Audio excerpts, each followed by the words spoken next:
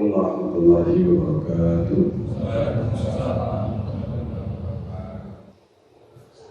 Alhamdulillahirabbil alamin, shalatu wassalamu ala Rasulillah wa ala alihi wa ashabihi wa man wala. La haula wa la quwwata illa billahil aliyyil azim. Rabbi shrah li sadri wa yassir li amri wahlul 'uqdatam min lisani yafqahu qawli. Subhanaka la ilma lana illa ma 'allamtana innaka antal alimul hakim. Allahumma ati nufusana taqwaha wa zakkiha anta khairu man zakkaha anta waliyuha Terus sekalian berbahagia, bersyukur kita panjatkan kehadirat Allah Subhanahu wa Ta'ala segala kesempatan yang diberikan oleh Allah sehingga pada hari ini kembali Allah Subhanahu wa Ta'ala mengingatkan jasa kita, mengingatkan langkah kita untuk menuju tempat yang baik dan melakukan melaksanakan sholat subuh jamaah ini dilanjutkan dengan kajian Islam. Semoga usaha kita dicatat oleh Allah. Amin. Terus sekalian tema kali adalah hukum beramal dengan hadis dhaif. Mengapa ini penting diangkat? Karena di luar sana sering sekali kita mendengarkan orang-orang yang mengatakan, udahlah kalau itu hadis dhaif tidak usah dibahas tuh. Usah dibahas karena dia dhaif. Padahal tidak semua hadis-hadis dhaif itu ditolak. Pokoknya asalkan dia dhaif, nah selesai urusan. Padahal banyak sekali para ulama bahkan ditulis oleh Imam Nawawi dalam bukunya mungkin sangat terkenal dan mungkin kita tidak punya buku itu hadis Arba'in Nawawi. Dalam bagaimana beliau mengatakan bahwa ittafaqal ulama ala jawazil amal bil hadis al-dhaif fi fadailil amal. Para ulama telah bersepakat bahwa boleh mengamalkan hadis dhaif di dalam fadailul amal. Itu boleh. Ya kecuali memang mengenai bab-bab akidah, halal haram, itu memang boleh menggunakan hadis dhaif. Ya tentu kalau bicara tentang tauhid akidah, ya bisa pakai hadis dhaif. Karena dia berbicara Tuhan, berbicara Allah. Insya Allah dibahas dengan hadis-hadis dhaif kan bisa. Kemudian halal haram juga yang boleh menggunakan hadis dhaif karena bahaya itu. Karena kita membahas tentang riba, kita tahu bahwa itu boleh setelah itu sudah ternyata hadisnya dhaif. Hadisnya bermasalah karena ini urusan riba, kita sudah makan. Sudah masuk dalam daging kita, sudah menjadi darah. Gimana cara membersihkannya itu? Makanya, ya mengenai halal haram yang boleh. Bahkan dalam hadis, Nabi mengatakan 30 kali berzina itu lebih baik daripada memakan satu harta riba. Telusuri memang dia masuk akal itu. Orang kalau berzina itu masalahnya, kalau selesai dia dinikahkan selesai. Kalau sholat hukum kan kita pasrahkan kepada Allah. Karena kita tidak bisa menegakkan hak zina di sini, tidak bisa. Karena hak zina itu kan harus diajak. Tapi orang kalau berzina sudah selesai itu dinikahkan, sudah selesai. Untuk membersihkan nama, makanya di dalam Islam itu kita tahu jika zinanya belum muhsan, zina yang belum nikah, nggak bisa dilacak, dia harus dibuang jauh selama setahun.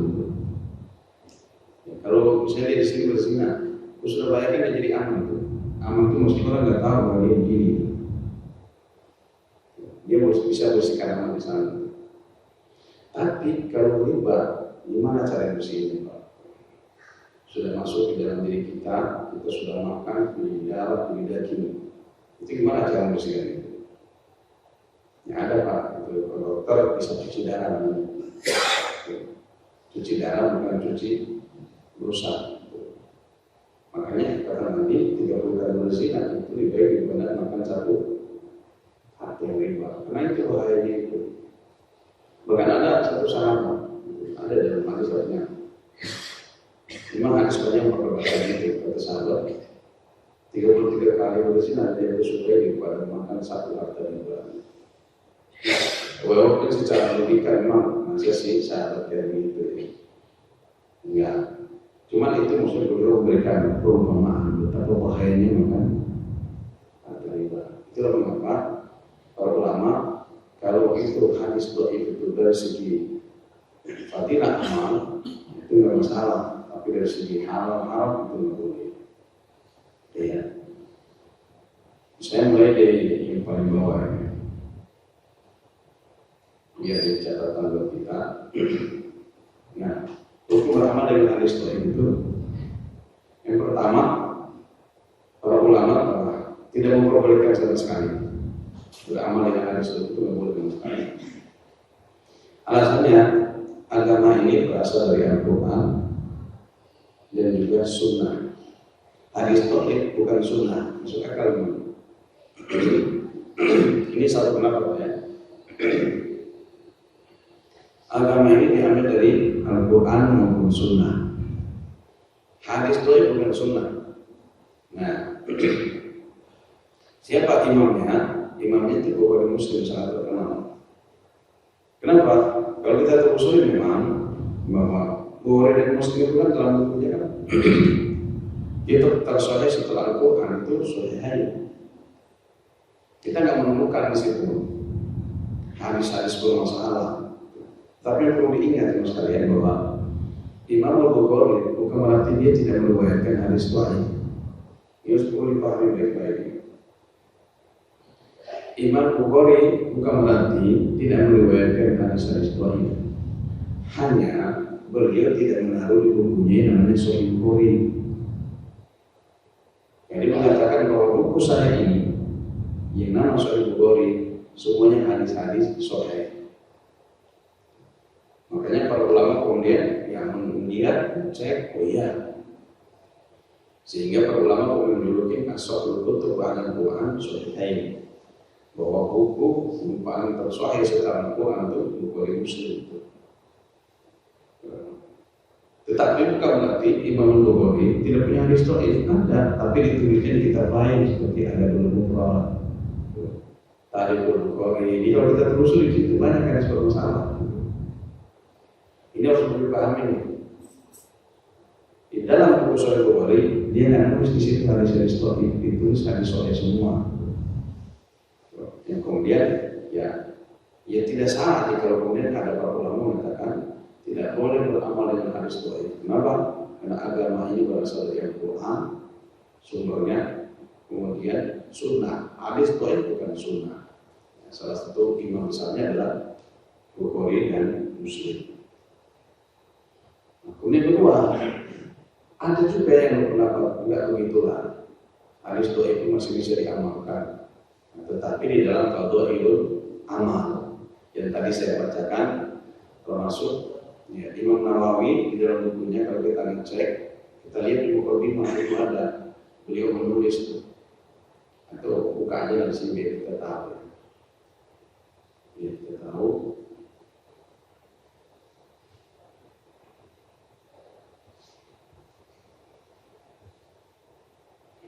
Ya, biar tidak hanya cerita atau diterangkan, tapi benar-benar ada buktinya gitu. Terus kalian, ini adalah Al-Wafi. Al-Wafi itu syarah hadis Arba'in Nawawi. Ini Al-Wafi namanya. Disyarah oleh salah satu ulama terkenal itu Mustafa Al-Bugo ya. Nah, kita lihat di mukadimahnya itu.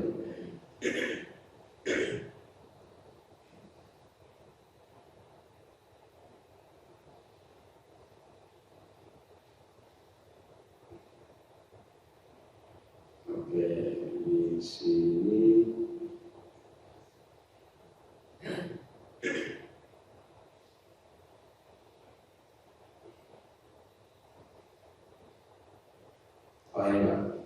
jadi ini kita bisa lihat di sini seperti tanda ini.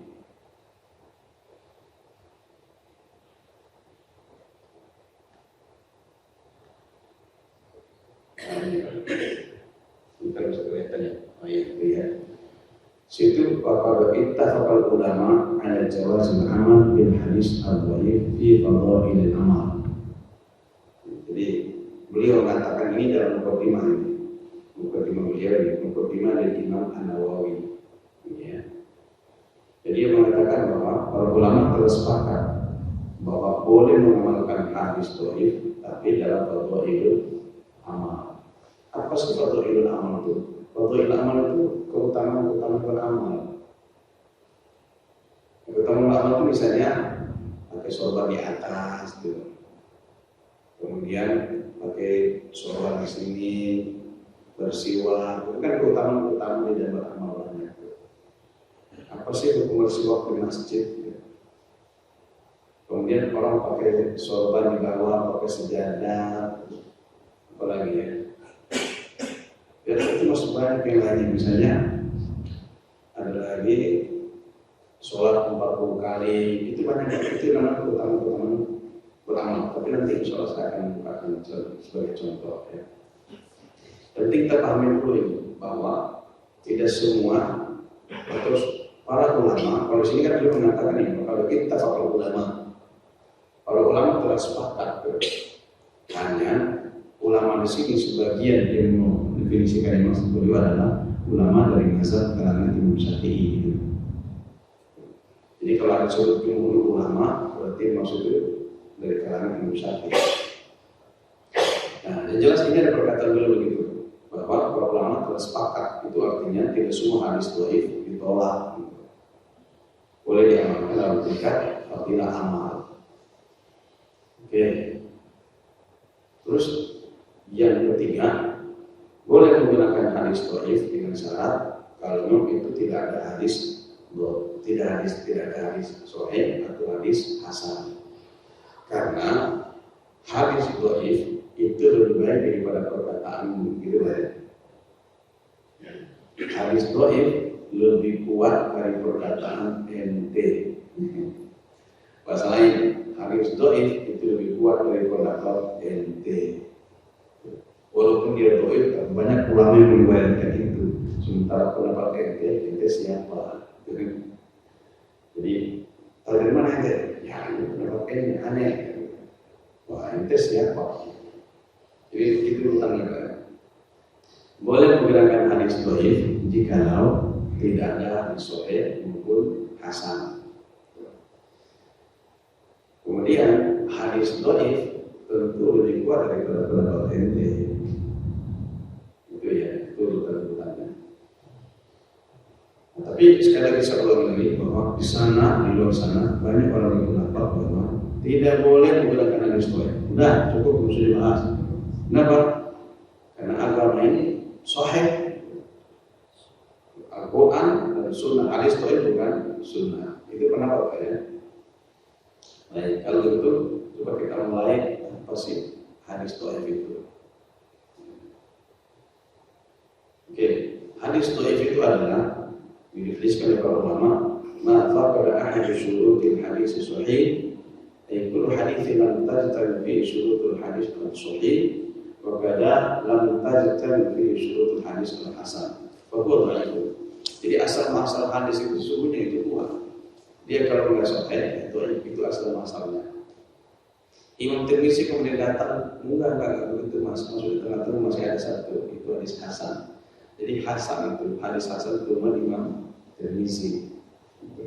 Akhirnya kemudian para ulama sepakat, maka jadilah hadis itu sahih, turun sedikit menjadi hasan, turun dari hasan menjadi dhaif. Ya, siapa kalau mau hadis hasan itu Imam Tirmizi. Ya. Jadi hadis dhaif itu adalah hadis yang kehilangan salah satu syarat hadis sahih. Berarti hadis sahih itu ada syaratnya kalau begitu. Atau semua hadis yang tidak terkumpul di dalamnya syarat-syarat hadis sahih, begitu pula syarat-syarat hadis hasan, maka ia jatuh menjadi hadis dhaif. Nah, sehingga pertanyaannya, boleh nggak beramal dengan hadis dhaif? Tadi kita udah bahas tuh. Cuman kita lagi bingung nih, apa sih keutamaan beramal itu kan? Nah, hadis-hadis itu nanti saya katakan. Baik. Kemudian karena dibahas adalah hadis sahih itu, hadis dhaif itu adalah hadis yang kehilangan salah satu syarat hadis sahih, maka kita mulai dari sahih itu. Hadis sahih. Apa sih hadis sahih itu? Ya, langsung aja di bawah. Hadis sahih itu adalah hadis yang sanadnya bersambung, riwayatnya adil, perawinya adil, dhabit, tidak syaz dan tidak berpenyakit, tidak berhilang gitu.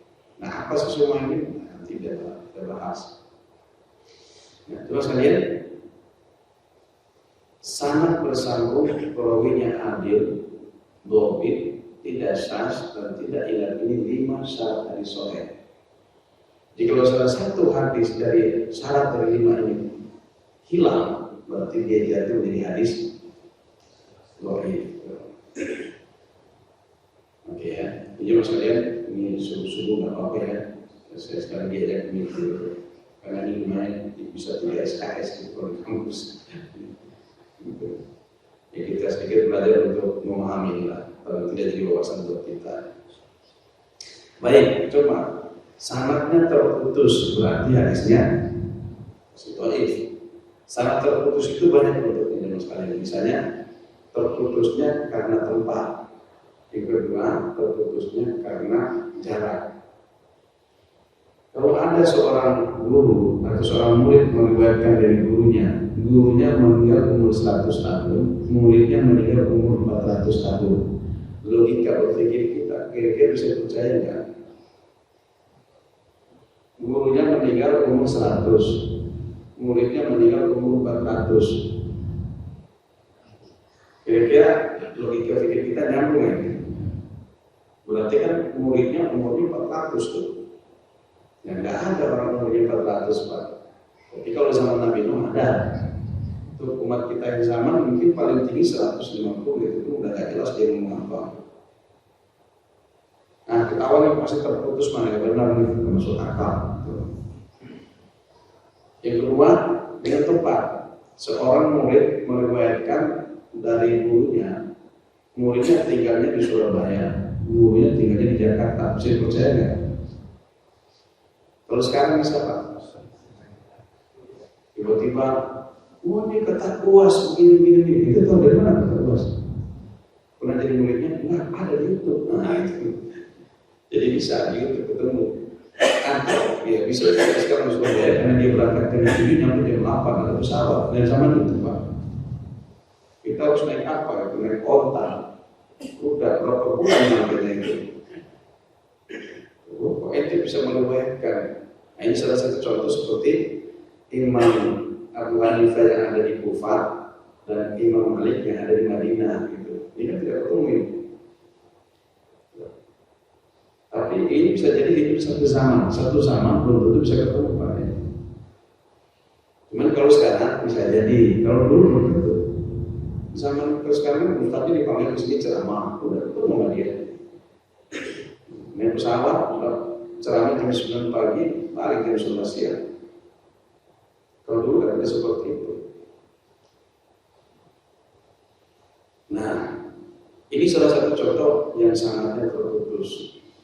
Jadi ada beberapa alasan itu tadi dua, terputus karena waktu, umurnya, dan dua terputus karena tempat. Nah ini saya beri contoh ini, hadis yang terputus. Hadis ini diriwayatkan oleh Imam Tirmizi, yang nomor hadis 3231. Putus. Hadatsana Abu Hisham Al-Rifai, saya contohkan hadisnya. Kalau pertanyaan Imam Tirmizi Pak meriwayatkan hadis yang terputus, sudah tahu hadisnya untuk diriwayatkan. Nah, ini mas kalian, kitab yang orang itu ada 6. Itu disebut kutubus sittah. Kitab 6. Bukhari, Muslim, Abu Dawud, Tirmizi, Ibnu Majah dan Nasa'i, ada 6. 2, nggak usah diutak-atik, ini udah disepakati ulama udah, yaitu Bukhari dan Muslim. Makanya disebut Sahihain. Yang 4 tidak disebut Sahihain, tapi disebut Sunan. Kenapa? Ya, karena di sini banyak hadis bermasalah gitu, makanya nggak bisa disebut Sahihain. Kutubus sittah itu disebut gitu, jadi disebutnya Sunan, Ashabus Sunan itu. Kenapa? Ya ada hadis bermasalah, salah satu contoh yang Tirmizi. Beliau meriwayatkan itu bukan berarti dia yang tahu, tetapi beliau meriwayatkan dalam rangka mengajarkan kepada kita, memberitahu kepada kita, Mas, ini ada hadis dhaifnya, hati-hati, gitu loh. Makanya beliau ketika meriwayatkan hadis, ditaruh di bawahnya itu hadisnya. Ada hadisun dhaifun, hadis ini aneh. Jadi dia beritahu sama kita salah satu contoh ini di bawah ditulis. Di bawah ditulis. Qala Abu Isa, itu Imam Tirmizi yang ngomong. Ada hadisun dhaifun, hadis ini aneh, kata Imam Tirmizi. Dia meriwayatkan sekaligus dia menghukum hadis itu. Itu luar biasa, Pak. Diriwayatkan itu sama dia, kemudian beritahu, Mas, hadis ini hati-hati, ini bermasalah. Gitu. Kalau kita udah tahu masalah kok diriwayatkan, itu udah tahu masalah diriwayatkan, ya supaya orang-orang tahu bahwa hadis ini bermasalah. Ya. Laisa isnaduhu bil qawi, sanadnya enggak kuat. Bahwa munqati'un, dia terputus. Nah, jadi sanad hadis ini penyebab dia dhaif karena sanadnya terputus. Oke, coba. Jadi Al-Fa'i kemudian telah menceritakan kepada kami ada Yahya bin Yaman, Yahya bin Yaman. Kemudian An-Shaykhin. Nah, masalahnya di situ An-Shaykhin. Jadi kalau ada di dalam hadis kita bertemu An-Shaykhin, An-Fulanin, itu boleh bermasalah. Kenapa? Imam Syekh itu nggak punya nama gitu. Harus disebut namanya. Makanya sini hanya disebutkan oleh Tirmizi An-Shaykhin min Bani Zahra atau min Bani Zuhra, dari seseorang yang berasal dari Bani Zuhra, dari orang yang berasal dari pulau apa ini? Dari komplek Bumi Tiara. Memang orang punya nama. Nah itu. Bahkan di zaman itu di misalnya. Jadi ulama-ulama itu sudah mengelompokkan para perawi. Contohnya, kalau ada perawi yang berasal dari Kufah atau dari Baghdad, entar dulu cek orangnya, jangan langsung terima. Kenapa? Karena mereka banyak sindik. Sindik itu cerita hal yang masuk akal gitu. Percaya pada sesuatu yang di luar nalar manusia biasa. Contoh cerita saya ditemui oleh Nabi Muhammad SAW. Nah ini kan aneh. Kalau dia bermimpi oke lah. Tapi kalau ditemui Nabi Muhammad dalam keadaan sadar kan aneh. Itu sindik. Jibril saja datang kepada Muhammad. Dia didatangi Muhammad, waktu dia mulia daripada coba. Jibril datang kepada Muhammad, kalau dia didatangi Muhammad, tinggi kedudukannya. Jadi kalau ada ngomong kayak gini, ini ciri-ciri orang nggak beres. Saya alhamdulillah ketemu malaikat Jibril, ini boleh ngawur, bukan boleh ngawur, ini ngawur itu. Atau misalnya ada ulama hanya wali, silakan daftar. Ini orang sindik, nggak benar. Memang wali bisa didaftarkan, kalau bisa sih buat cara itu bisa. Tapi jadi wali didaftarkan enggak? Dalam kaidah ilmu hadis orang seperti ini tidak bisa dipercaya. Nah, makanya dulu itu kenapa larinya ke Baghdad? Karena Baghdad banyak bercerita semacam ini Pak dulu. Nah, kalau saya kembalikan pada kita ini. Kalau ada perawi hadis berasal dari blok Y, entah dulu, nah, lo kok bisa? Iya, karena mereka sering didatangi banjir 2 kali setahun. Bukannya apa? Itu buku-bukunya pasti bermasalah. Itu buku-bukunya pasti bermasalah. Kenapa? Suka kena banjir. Itu dulu tuh ada. Kalau kita kan bisa dicontoh kayak begitulah. Nah di zaman itu ada. Ini ada orang-orang yang suka bercerita kesupian. Dalam ilmu hadis, kalau hadis ini bisa diterima ini. Orang yang suka berbicara hal yang aneh. Nah, di sini An-Shaykhin dari orang yang tidak jelas, salah satu terputus hadisnya, sanadnya terputus. Nah, kemudian Anil Harith bin Abdurrahman bin Abi Zubair, An Talha bin Ubaidillah qala Kalau Nabi Sallallahu Alaihi Wasallam likuli Nabi Rafiqul wa Rafiqi yang di jannah Utsman. Kata Nabi, semua Nabi punya teman setia dan temanku adalah besok-besok adalah Utsman. Secara makna ini sudah susah diterima. Kenapa? Ya masa temannya cuma Utsman doang. Sementara Nabi punya 4 sahabat yang sangat terkenal. Gitu. Nah, tapi ternyata kita bisa lihat hadis ini sangat bermasalah. Ada 2 sesungguhnya masalah dalam hadis ini. Pertama, perawi yang namanya An-Syekh bin Surah ini tidak jelas siapa. Yang kedua, Haris bin Rahman tidak pernah bertemu dengan Talha. Bisa cek lagi. Ini contohnya. Talha itu meninggalnya umur 36 Hijriah, sementara Haris meninggalnya 146 Hijriah. Ini pasti nggak ketemu, ketahuan itu gimana ceritanya. Itu salah satu contoh. Oke, itu contoh hadis yang sangatnya terputus ya. Kemudian ada perawi yang tidak adil, salah satu. Yang kedua, itu perawinya tidak adil. Apa yang maksud perawi tidak adil? Perawi tidak adil itu bukan berarti perawi yang nggak mengasih anaknya ini 50.000, adiknya 50.000, bukan itu yang maksud. Dalam kaidah ilmu hadis, perawi yang tidak adil itu adalah orang yang tidak jujur. Misalnya nih, ada para ulama yang menghukumi perawi hadis. Misalnya perawi ngasih makan kepada kucing sama ayam. Salah satunya terkenal itu seorang ulama namanya Ibnu Hibban. Itu beliau berbahasa kita itu terlalu kaku di dalam menghukumi orang. Misalnya ada perawi ngasih makan ayam, panggil ayamnya itu, tapi setelah ayamnya nyampe ternyata makanannya nggak ada. Makanannya nggak ada. Dia manggil kucing, panggil kucing ternyata nggak ada. Nah, kata Ibnu Hibban, orang kayak begini itu hewan aja bisa dibohongi kalau dia kita ini. Nggak bisa diterima hadis ini. Ada cara kayak gitu Pak. Ada juga seorang perawi yang menghukumi perawi lain ya, perawi kok masuk pasar. Jadi sampai masuk pasar saja ada hukumannya. Dia kan tahu bahwa pasar itu tidak suka oleh Allah.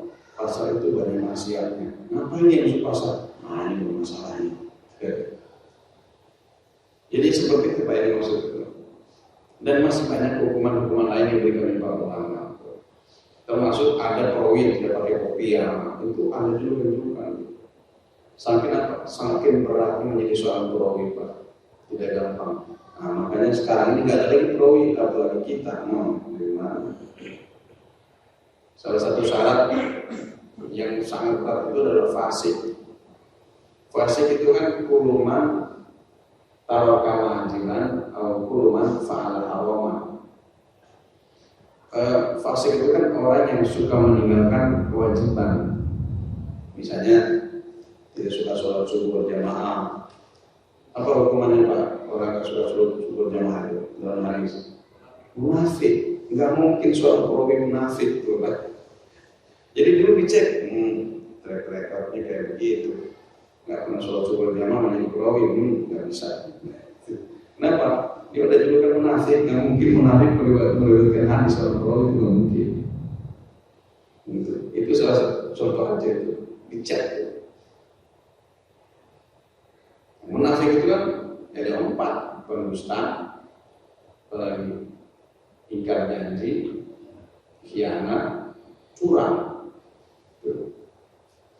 Tidak masalah satu hadis 4 dari jalur Abdullah bin Amr kalau tadi jadi Abu Hurairah cuma 3 disebutin. Nah itu salah satu contoh perawi tidak gampang. Nah kita ini bahkan salah satu definisi ahli dalam pendapat ulama itu adalah semua orang yang meninggalkan dosa-dosa kecil apalagi dosa besar. Nah kita ini dosa kecil pasti sering melakukan itu sehingga alhamdulillah tidak lagi perawi sekarang. Pernah nggak ketemu perawi hadis sekarang? Nggak ada perawi hadis sekarang ini. Kenapa? Syaratnya berat dari yang menjadi perawi hadis itu. tidak mau bohong, nggak dusta, nggak boleh bahkan pakai kopi saja itu bisa bermasalah. Ya. Nah, hadis yang tidak disebut perawi tidak adil itu hadisnya dituduh palsu. Nanti ada sebelum kesimpulan itu. Nah, ini salah satu hadis diriwayatkan oleh Sunan Ibnu Majah. Dia dituduh sebagai seorang yang mendustakan hadis, ya. Mendusta, maka dia hadisnya palsu. Nah, itu nanti saya singkat-singkat. Yang ketiga, perawinya tidak dobit. Dobit itu ada dua, Pak. Dobit itu sesungguhnya definisinya adalah menjaga. Jadi menjaga itu ada dua. Menjaga dari segi ingatan, artinya paham, hafal. Yang kedua, menjaga dari segi tulisan. Jika salah satu dari dua ini bermasalah, misalnya bukunya sudah tua, dimakan rayap, atau sering, ya kayak kita yang di sana di Kopi Sakarin itu sering kedatangan banjir. Nah, ini kalau salah satu di antara dua poin ini dobitnya bermasalah, maka hadisnya jatuh menjadi hadis hasan. Itu saja. Contoh. Yang hafalan bermasalah. Jadi kalau dia hafalannya bermasalah itu kan banyak bentuknya, karena dia sudah tua, atau karena dia banyak masalah, atau karena dia tidak kuat. Sebagaimana dikatakan Abu Hurairah, aku dikalahkan oleh Abdullah bin Mas'ud. Kenapa? Karena aku menghafalkan Abdullah bin Mas'ud menulis di bedanya. Jadi Abdullah bin Mas'ud itu tulis sama dia. Tapi untuk meriwayatkan hadis dari segi hafalan Abu Hurairah sangat terkenal. Dan dulu murid-murid itu, Pak, kalau meriwayatkan dia belajar di depan gurunya, dia tulis. Misalnya gini, aku belajar kepada guru saya, jumlah murid ketika itu ada 20 orang. Nama-namanya ini, suntik. Jadi kalau ada seorang perawi yang meriwayatkan, seorang murid meriwayatkan dari hadis dari gurunya, yang nama-namanya nggak ada, ini pertanyaan kami. Kenapa? Ini nama ini nggak pernah saya kenal, gitu ya. Atau ada juga muridnya yang menulis, gurunya guru saya ketika meriwayatkan hadis ini, dia suka muter-muter, ditulis tuh oleh muridnya. Atau bahasa mudanya, guru saya ketika meriwayatkan hadis ini, dia suka ngupil. Jadi dia begini lah, ketika meriwayatkan hadis itu, jadi ngupil. Muridnya itu tulis, kan? Bahkan ada seorang murid, kalau nanti kamu mendengarkan hadis dari jalur hadis guru nama perawinya ini dari muridnya bernama ini, cek dulu. Ada kan itu? Kenapa? Karena ketika dia belajar, saya lihat dia suka tidur. Tulis. Ketika dia belajar, dia suka tidur. Logika orang tidur belajar gimana sih, Pak? Ya pasti gampang salah, kan? Jadi kalau dengarin ada hadis dari jalur dia yang gurunya bernama ini, cek dulu. Kenapa? Aku suka melihat dia suka tidur di dalam kelas ketika belajar. Itu ada sampai segitu makanya ketahuan tuh. Nah, ini masalahnya. Kemudian saya beri contoh lain misalnya. Ketika Imam Bukhari, gurunya sama gurunya, taruhlah namanya Abdullah. Ketika diriwayatkan oleh Bukhari, hadisnya sahih. Tapi ketika Imam Tirmizi datang, hadisnya bisa didolak dengan cerita begitu. Ketika Bukhari belajar dari dia, hadisnya sahih. Ketika Imam Tirmizi datang, hadisnya jadi dhaif. Padahal orangnya sama. Kenapa? Ternyata setelah telusuri, ketika Bukhari belajar kepada dia, umurnya antara 20 sampai 40, masih semangat, Pak, ingatan masih kuat. Ketika Imam Tirmizi datang belajar kepada dia, umurnya ada 70, coba logika kita gimana? Pasti udah salah, kan? Udah gak jelas ngomongnya, giginya udah banyak yang hilang, pasti kalimat-kalimat yang keluar udah gak paham. praktek itu. Makanya ketika Imam Tirmizi datang, ini gurunya sering salah-salah ini. Berarti kalau gurunya sering ulang-ulang hadis, misalnya hadatsana antara itu bukan begitu, salah. Qala Abu Amr, bentar, salah itu. Imam Mudaris, Pak. Ini Mudaris. Itu disiplin muridnya. Yang luar biasanya, Pak, murid bisa menghukum guru. Kalau sekarang ada murid menghukum guru, apa yang terjadi, Pak? Kalau dalam kelas, nilai ini jadi nggak ada. Tapi kalau jamaah yang menghukum guru sekarang, ya banyak gitu. Cuma hukumnya tidak kayak begini. Kebanyakan jamaah yang menghukum gurunya itu gimana ya? Karena bingung juga menghukumi guru sementara di sini nggak ngerti. Kalau dulu memang murid-muridnya cerdas, ya kayak Tirmizi itu. Jadi makanya guru saya suka ngulangi sampai 5 kali. Ini ingatannya bermasalah ini.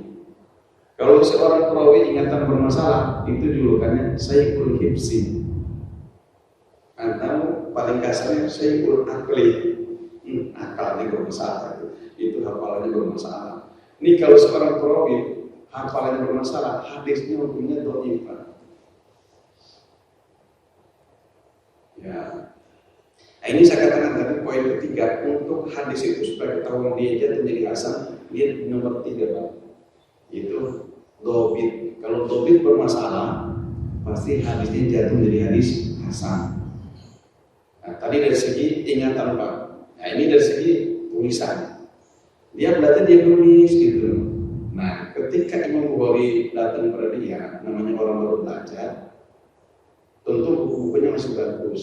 Ketika Imam Tirmizi datang, bukunya udah dimakan layak, gitu loh. Dimakan layak, itu udah kena banjir berkali-kali. Yang pasti tulisannya udah sebagian hilang, Pak, titik-titiknya, koma-komanya. Aduh, bacanya apa sih? Entar dulu, entar ya. Oke. Aduh, bacanya apa? Ini mulai bermasalah. Contoh kayak gitu, Pak. Jadi dibuka oleh gurunya, ya kertasnya udah melekat, karena kena banjir. Makanya seperti tadi saya beri contoh, kalau ada pegawai dari grup Y, entar dulu dicek. Kenapa? Mereka sering kedatangan banjir 2 kali setahun. Ini buku-bukunya itu pasti bermasalah. Jangan-jangan sya menjadi ta gitu. Cerita. Dan kenapa ini hadis ini kalau salah ternyata jadi salah. Bisa-bisa so menjadi do. Yang ada maksud atau makdum. Ini ada yang makdumnya aku baca ini. Kan beda, Pak, maksud sama makdum. Kalau makdum dikunci, kalau maksud jadi kosong. Akhirnya perawinya, aduh, coba pinjam kaca pembesar, dicek kembali. Nah, ternyata udah bolong, kenapa banjir? Sehingga kalau ada perawi dari blok Y, dicek dulu sebenarnya. Ya, gimana cara ngecek? Nah, siapa gurunya, muridnya siapa, dan dicek. Dia ngajarin kemana saja. Ini benar kayak gini. Itulah kisah Imam Bukhari itu. Mencari satu hadis, tapi bukunya banyak sekali. Kenapa? Dalam rangka ini jangan-jangan salah. Cek dulu tempat lain benar nggak? Gitu. Itu dulu, Pak. Kalau sekarang kan enggak. Terserah ada Pak Ustaz.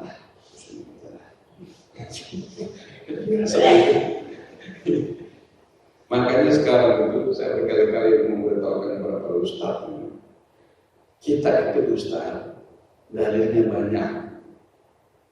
Di luar ustaz jamaah itu dalilnya ustaz. Kita ustaz, dalilnya banyak. Jamaah dalilnya ustaz. Jadi kalau ada ustaz ngomong di dalam bagi ceramah, jangan sekalian, rokok itu haram. Tiba-tiba dia keluar, dia ngerokok. Jamaah kan bingung. Wah, ini ustaz minta gitu, haram, dia ngerokok. Kalau orang pintar kan dia tanya. Kalau yang nggak mau nanya, ada ustaz, rokok. Ayo semua rokok ustaz. Ustaz ngerokok semua. ingin nanya. Tapi yang jelas dia tanya, maaf Pak Ustaz, tadi Pak Ustaz bilang di dalam masjid rokok itu haram. Tapi kalau sekarang Pak Ustaz merokok, apa lagi? Rokok itu ada 5 pendapat. Pendapat 1 haram, yang lain sini mubah. Saya sekarang pakai hukum yang mubah. Paham nggak maksudnya? Paham ya? Ustaz itu dalilnya banyak, jamaah dalilnya ustaz. Jadi ustaz itu berapa? Ustaz kok nonton bioskop, Pak Ustaz. Makanya di bioskop haram. Ada 3 pendapat. Bioskop haram ada 3 pendapat. Yang 1 haram, yang 1 makruh. Aku lagi ngaku sekarang. Itu sering kenapa gitu? Dan sering sekali. Ada ustaz nggak pernah sholat jemaah di masjid. Tapi kalau dia ceramah, sholat jemaah hukumnya wajib. Ustaz, kok tidak sholat jemaah? Ada 5 pendapat.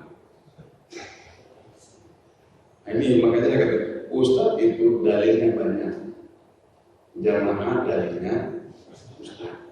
Karena itu jadi ustaz itu, buat jangan mengumumkan jamaah gitu. Itu berkali-kali saya terangkan itu.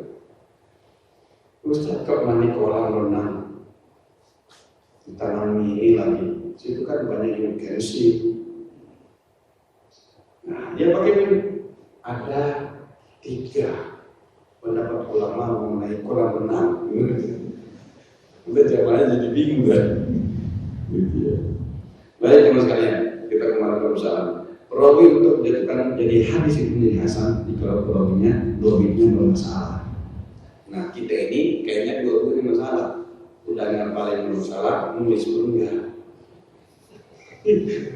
Tiba-tiba jadi perawi keluar tuh. Malah ini ketika hadatsana siapa dia? Abdul Hamid. Wah ini masalah itu. Hadatsana. Orang nggak pernah nulis, hafalannya bermasalah. Tiba-tiba hadatsana. Kalau hadatsana itu kan dia belajar. Ada juga namanya akhbarana, ada namanya anba'ana. Itu macam-macam tuh. Kalau anba'ana kan sekedar dengar dari luar. Kalau hadatsana dia mulasama. Mulasama itu contoh seperti guru Imam Al-Bukhari yang bernama Al-Humaydi Abdullah bin Zubair. Itu dia satu sama dengan Al-Imam Syafi'i, Pak.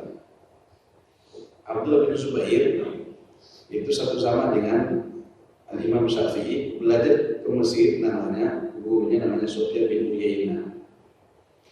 Itu tidak pulang, mereka tidak pernah meninggalkan Sufyan bin Uyainah sampai Sufyan itu meninggal. Itu namanya mulazamah.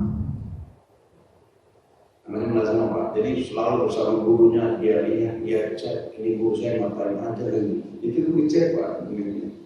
Jangan-jangan apa diomongin beda sama apa diamalkan tuh. Jadi namanya mulazamah. Setelah Imam Ibnu Uyainah meninggal, barulah Imam Bukhari kembali. Namanya Abdullah bin Zubair kembali. Abdullah bin Zubair kembali ke Mekah. Kemudian Imam Syafi'i bertahan di sana. Itu yang kemudian jadi yang kita kenal dengan qaulul jadid sama qaulul qadim itu.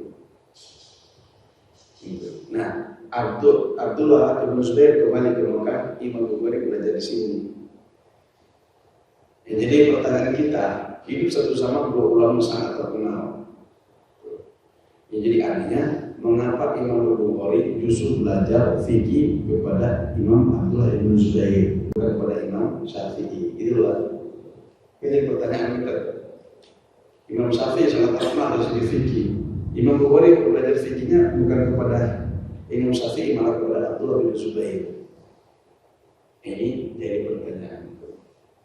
Yang kedua, mengapa dari kutubus sittah, apalagi Sahihain, tidak ada satupun hadis diriwayatkan dari jalur Imam Syafi'i? Ini kan jadi pertanyaan ke kita.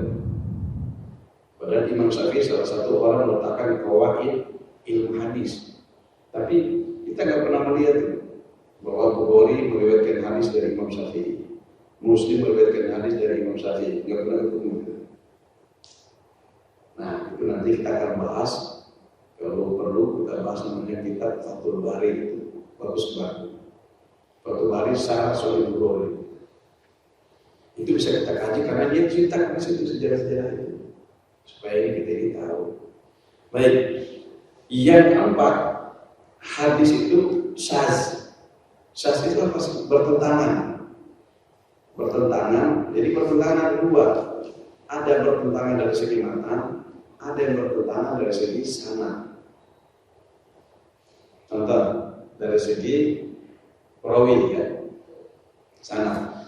Ada seorang perawi melawan perawi yang lebih kuat. Misalnya Sofyan. Jadi kalau ada seorang perawi namanya hanya Sofyan saja, berarti itu namanya Sofyan bin Uyainah. Itu kaidah. Karena kutub sita kalau menyebutin satu hanya Sofyan saja berarti maksud Sofyan bin Uyainah. Berarti siko dia bisa dipercaya. Tapi kalau dituliskan di Sufyan Ats-Tsauri, ini beda orangnya. Nah, Sufyan Ats-Tsauri dijuluki oleh para ulama sebagai mudallis. Dia yang meriwayatkan hadis bahwa karena Rasul sallallahu alaihi wasallam lam yarfa yadayhi fi shalat illa marratan wahidah. Bahwa Nabi dulu tidak pernah mengangkat tangannya dalam sholat kecuali hanya sekali. Bahwa Nabi tidak pernah mengangkat tangannya di dalam sholat kecuali hanya sekali. Dan itu kemudian dipakai mazhab Abu Hanifah, gitu kan? Dari Pakistan, India, Bangladesh. Kalau kita ke sono, mereka itu sholatnya cukup sekali saja mengangkat tangan. Jadi mau ruku nggak ada lagi, sujud, bangun dari ruku nggak ada, karena melibatkan hadis dari jauh itu. Lebih gampangnya kita melihat di Indonesia banyak kawan-kawan kita yang tabligh kebanyakan pakai itu. Jadi karena mereka dari sana datang ke sini, ya karena ikutnya di sana, mereka tidak lagi angkat tangannya sekali saja. Nah ini tidak angkat tangannya karena dia ngerti hadis atau karena ikut-ikut doa. Karena ikut-ikut karena memang atau karena hadis ini. Karena dari mazhab Abu Hanifah hanya sekali. Kenapa pakai jalur dari hadis Sufyan Ats-Tsauri tadi? Kenapa dikatakan bertentangan? Ya karena Imam Bukhari Muslim meriwayatkan hadis bahwa Nabi itu mengangkat tangan 4 kali di dalam sholat. Ketika takbiratul ula, ketika mau ruku, bangun dari ruku dan tersambut awal 4. Ini hadisnya kuat sekali. Ketika takbiratul ula, yang kedua ketika mau ruku, ketiga bangun dari ruku, dan yang keempat bangun dari tasawuf awal. Itu kan katakan semua. Nah, ini bertentangan nih, jadi mana yang paling benar nih? Nah, dari segi mata, contoh juga di sini dari segi mata. Di sini dalam hadis diberikan Imam Ibnu Majah. Ada hadis yang mengatakan innallaha wa malaikatahu yusholluna 'ala mayaminis sufuf. Nah ini contoh hadis ini ya. Ini hadis Ibnu Majah. Hadis ini segi matang, bentrok. Mungkin kita bertanya, wah ada bentrok Pak? Iya Pak, bentrok itu bukan nabinya yang bentrok, dia meriwayatkan yang bentrok. Kenapa bisa gitu? Ya ada satu santrinya atau siswanya tiduran, yang satunya tak. Begitu contohnya. Pasti ini beda-beda yang meriwayatkan hadis. Salah dengar pas dibangun, pas dia lagi bangun haram. Yang satu pas dibangun halal. Kan jadi beda ini. Pasti bentrok nih. Dan setiap murid-muridnya beda-beda cara memahaminya Pak. Makanya dulu dan itu diamalkan sama guru saya. Kalau pokoknya belajar hadis, ya lah dicari sini kumpul jangan jauh-jauh. Kita harus belajar hadis jangan sampai ada setan mengambil telinga Anda. Sini pokoknya dosen saya itu kalau ngajar muridnya ke sini Pak, kumpul. Jadi dia kalau melihat siswa gelisah, dia kamu gelisah, kita harus belajar hadis. Dan belajar hadis kamu gelisah, astagfirullahaladzim, istighfar ya. Melihat muridnya ngantuk, langsung teriak dia. Bahkan melihat muridnya terlapar, dia tanya, kamu kenapa telat? Kita lagi belajar hadis. Belajar hadis kamu bisa telat. Kan bayangin hadis itu luar biasa dan yang benar tuh. Ini satu dengan saya dari Thailand jauh datang ke sini belum paham dan sebagainya. Kemudian dia mengatakan, kamu Dari Thailand, jauh-jauh dari Thailand, datang sini untuk tidur. Gitu. Ada dari Uganda ngantuk, mungkin lagi sakit ya. Tapi dosen saya kan tidak mau tahu itu. Jadi tahu yang belajar hadis, kamu harus semangat tuh. Dia nggak semangat Pak, lagi kayak lulus. Ditanya, kenapa kamu? Kamu dari mana? Saya dari Uganda Pak. Kamu sepertinya nggak semangat belajar. Jadi kamu dari Uganda, jauh-jauh dari Uganda datang sini untuk tidak semangat. Mendingan kamu pulang aja gitu. Itu dosen saya itu luar biasa. Nah, di mana bentornya? Nah, dengan ini Pak. Ini asli hadisnya begini nih, asli hadisnya. Sama diriwayatkan Imam Ibnu Majah juga, hanya beda hadis. Yang satu, yang satu nomor hadisnya 995, yang satu nomor hadisnya 985, beda.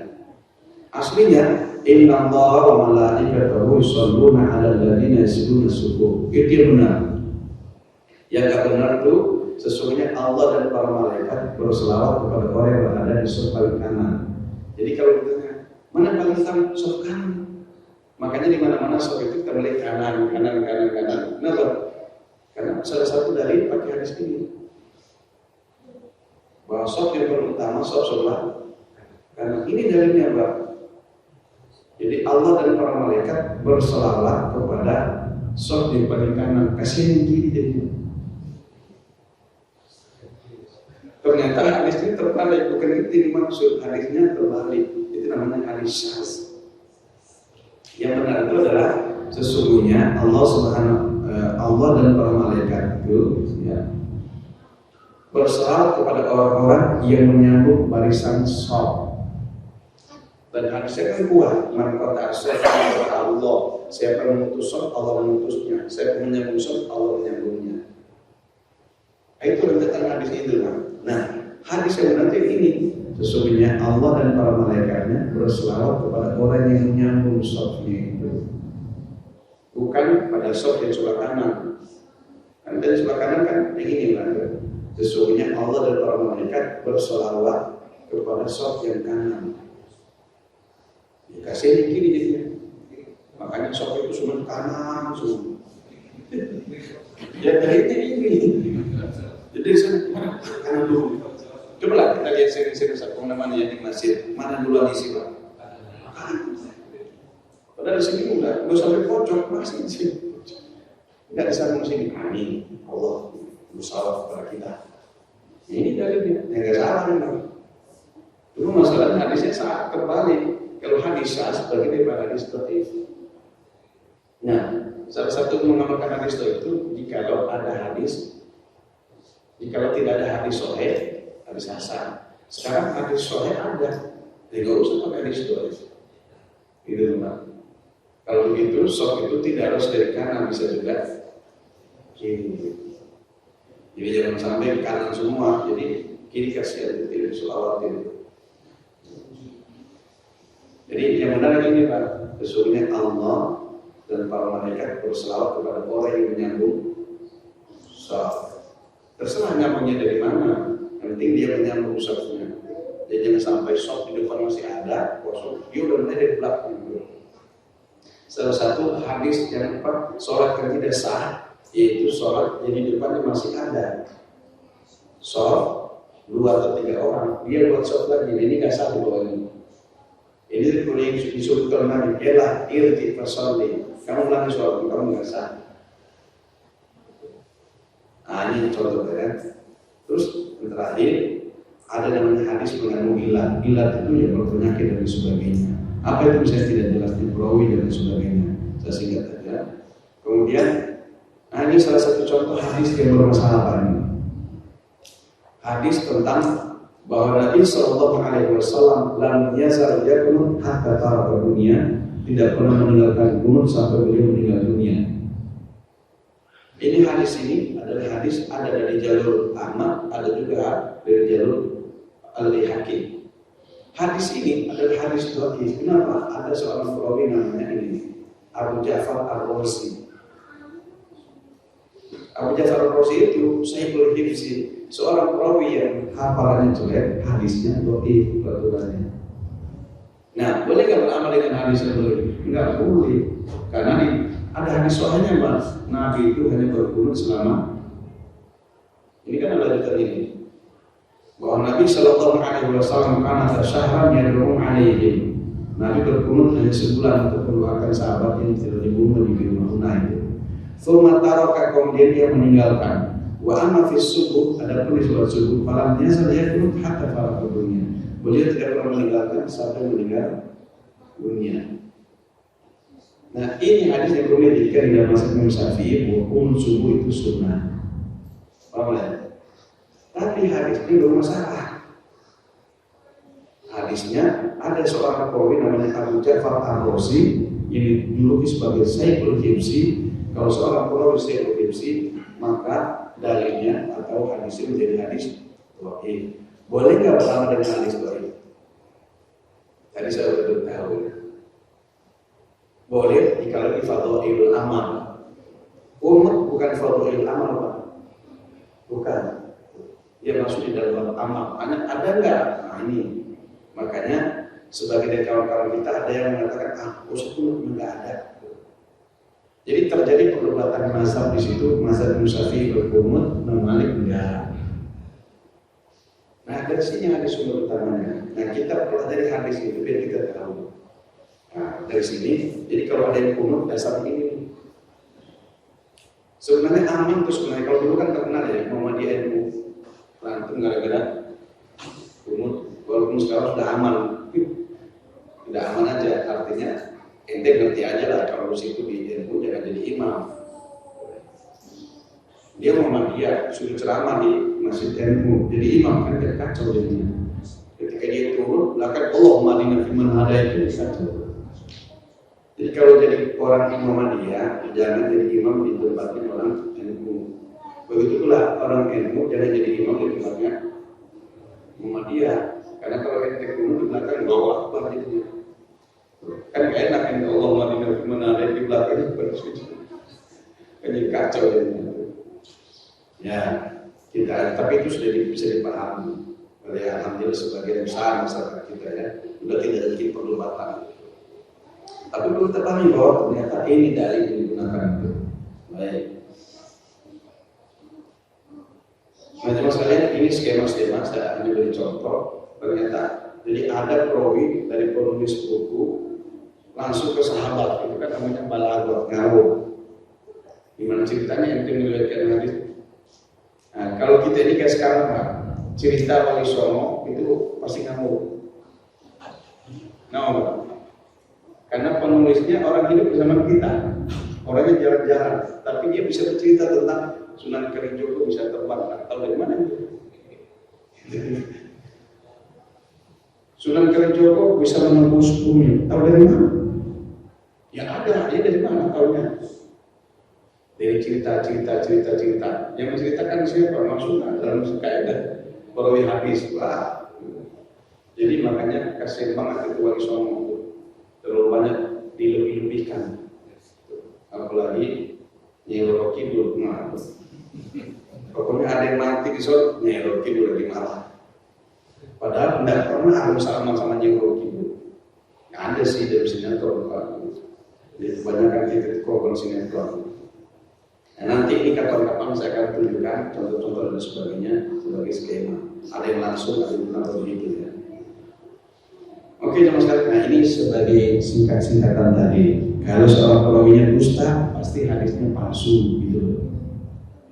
Kalau seorang perawinya tertuduh, hadisnya matruk. Matruk itu apa sih ditinggalkan jangan diterima. Kalau perawinya bid'ah, hadisnya bukan.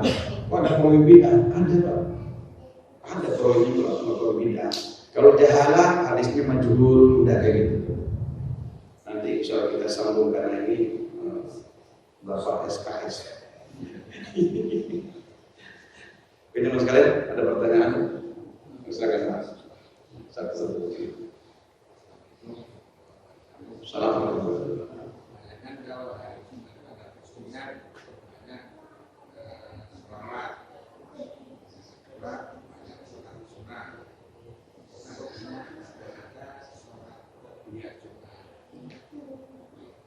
Ya, jadi kaula Jumat itu memang kias Pak.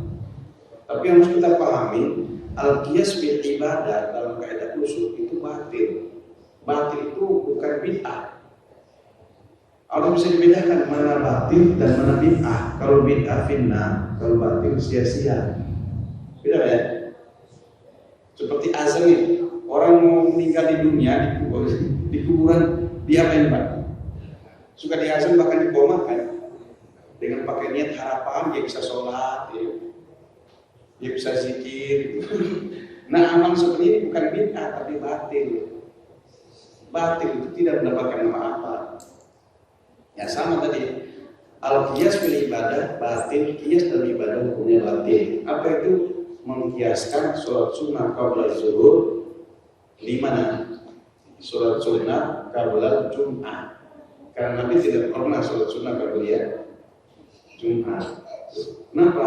Ya Nabi itu kan datang langsung di atas baru kemudian azan. Ya, cuman sekarang kan orang ini azannya 2 kali Pak kita. Salah nggak? Nggak salah Pak. Karena azan 2 kali pakai Usman. Cuman kan ada sejarahnya Pak. Nggak pakai video poin 2 kali. Enggak begitu. Kenapa disuruh oleh Usman 2 kali? Karena jamaahnya belum pada datang semua. Sehingga alasannya berarti belum pada dengar nih. Nah sekali lagi. Nah sekarang kita apa alasan nggak dengar Pak? Speakernya sampai ke tetangga sebelah. Tetangga sebelah punya masjid juga, kedengaran sampai ke kita. Jadi alasan kedengaran apa? Makanya paling bagus ya dengan satu. Kenapa? Karena dari alasan itu 92 itu alasannya. Jamaahnya belum pada datang, berarti para sahabat belum dengar. Ya udah azan lagi. Kalau sekarang sudah ada speakernya. Cuman kalau ada tetap menggunakan 2, ya kalau usulnya bisa 2, ya berarti bisa juga 3 dong Pak ini. Artinya kan Usman menambah, bukan Nabi menambah. Apa masalahnya sih azan 2 kali atau 3 kali? Sebenarnya tidak ada masalah Pak. Karena di zaman Nabi azan juga banyak. Ada azan di pasar, ada yang azan di jalan-jalanan. Itu kalau kita baca Nailul Awqaf ada. Cuman ketika nanti Jumat di masjid azan sekali. Jadi dulu itu azan itu iklan, pengumuman. Tak lagi jangan lupa ya. Tak lagi ada Jumat jam sekian, jangan lupa. Kan dulu gitu Pak. Siapa yang mengumumkan ke pasar-pasar kalau bukan sahabat? Diumumkan dulu. Kalau sekarang tidak lagi ke pasar, kamu pakai mic ada jam tangan itu. Sudah ada HP. Sudah tahu waktunya. Kalau dulu kan belum ada jam. Ketika di masjid hanya sekali. Nah, cuma di zaman Usman di masjid nomor 2 kali alasannya pada kemana yang orang-orang. Nah sekarang kita sudah Pak, ada azan, ada jam tangan, jam dinding, ada HP. Jadi apa alasannya harus pakai 2? Itu jangan-jangan apa? Tambahin 3 aja pas sekali. Nah, sekarang menambah hukum azan jadi 2 itu ada contohnya Pak Usman. Kalau tambah jadi 3, ya nggak bisa dihukum bid'ah, nggak bisa. Karena azan beberapa kali saja boleh. Misalnya ada azan buat anak baru lahir, boleh nggak? Mubah itu mubah, boleh saja. Ya hakikat dari azan itu untuk sholat, bukan untuk ibadah. Tapi kalau ada orang azan, misalnya nih lagi upah, lo kan bayar. Lagi puting beliung, angin kencang, tiba-tiba viral azan. Padahal bukan azan yang benar itu istighfar. Karena itu datang karena dosanya ente. Bukan Allahu Akbar. Jadi bagus sekali Pak. Orang yang nggak pernah azan, alhamdulillah. Jadi azan ketika ada upah, nggak pernah istighfar, nggak pernah ke masjid, pasti dari ke masjid. Jadi Allah punya cara untuk mengingatkan hambanya. Kalau dinasihatin tidak mempan, gitu kan?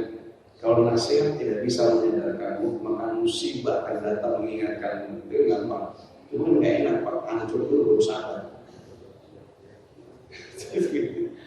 Oke, jadi cuman tidak ada Pak.